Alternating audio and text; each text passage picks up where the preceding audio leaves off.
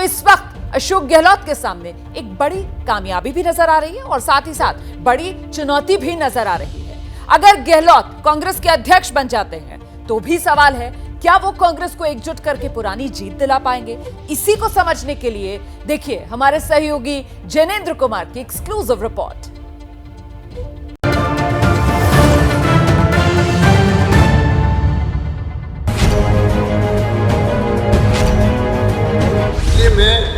कोई मना नहीं कर पाएगा, जहाँ मुझे कहेंगे अगर मुझे फॉर्म भरना तो फॉर्म भरूंगा।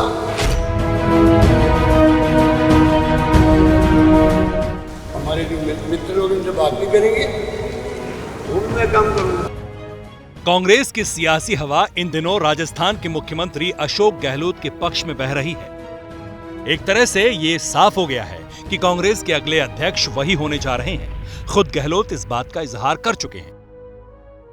30 तारीख तक नामांकन भरना है तो उसके पहले फॉर्म भर देंगे। अगर कांग्रेस अध्यक्ष जो बनता है तो कभी वो मुख्यमंत्री रहता नहीं है।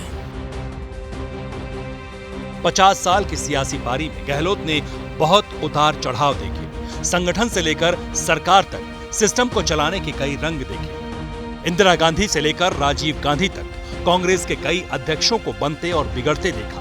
लेकिन एक बात गहलोत के साथ स्थायी रूप से चिपकी रही कि वो नेहरू गांधी परिवार के वफादार रहे। माना जा रहा है कि उसी वफादारी का इनाम उन्हें मिलने जा रहा है। लेकिन कांग्रेस अध्यक्ष की कुर्सी आज की तारीख में कांटों भरा ताज है। अब राहुल गांधी भले ही उसे सिद्धांतों और विचारधारा का जामा पहना रहे हैं। What is the one piece of advice you would give to those who want to contest for the office of Congress President? The Congress President is not just an organizational post.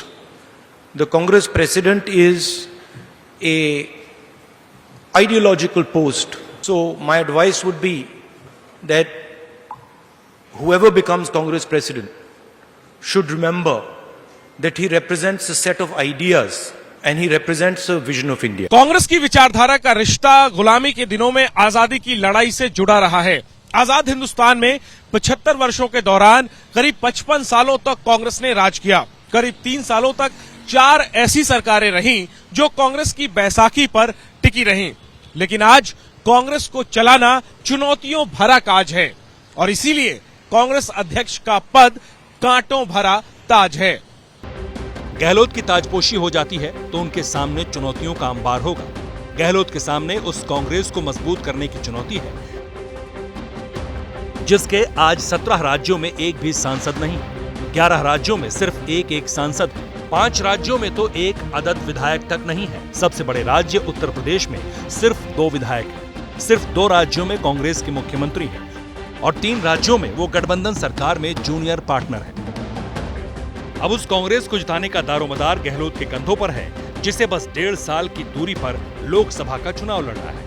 Congress को लगता है नेहरू गांधी परिवार के ना होने पर ये काम गहलोत ही कर सकते हैं। एक नेता, एक कार्यकर्ता, एक यहाँ तक कि अशोक गहलोत जी भी, उन्होंने सबने की पसंद थे राहुल जी।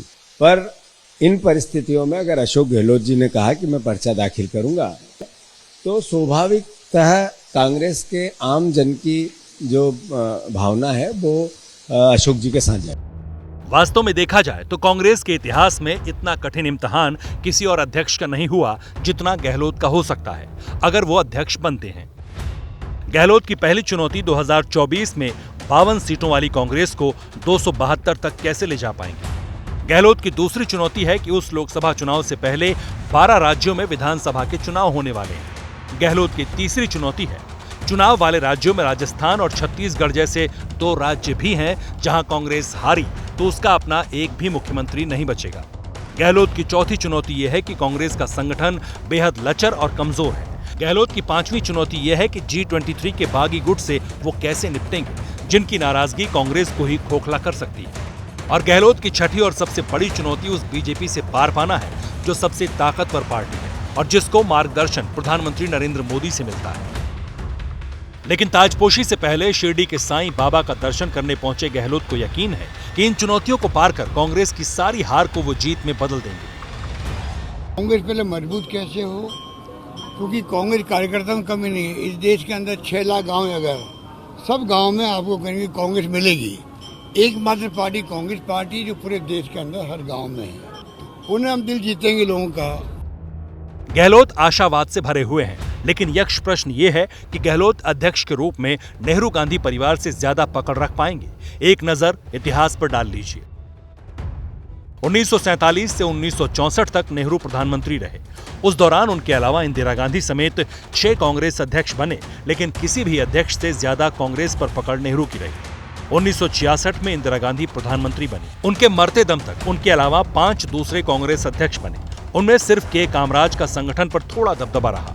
बाकी कांग्रेस अध्यक्ष इंदिरा के सामने नतमस्तक रहे। इमरजेंसी के दौरान कांग्रेस अध्यक्ष रहे देवकांत बरुआ ने तो इंदिरा इज इंडिया का नारा दे दिया था। 1978 से 1991 तक पहले इंदिरा गांधी और फिर राजीव गांधी कांग्रेस के अध्यक्ष रहे। 1991 से 1996 तक नरसिम्हा राव और 96 से 98 तक सीताराम केसरी कांग्रेस अध्यक्ष रहे, लेकिन ये लोग न कांग्रेस को जिता पाए न एकजुट कर पाए। 1998 से फिर नेहरू गांधी परिवार के हाथों में ही कांग्रेस की बागडोर रही।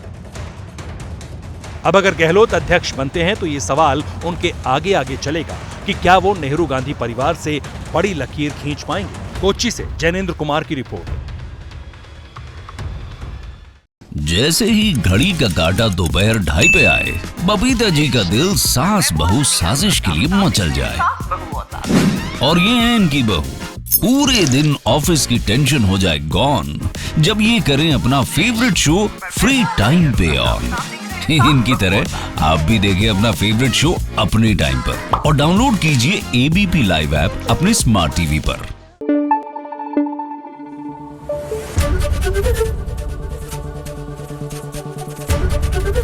एबीपी न्यूज आपको रखे आगे।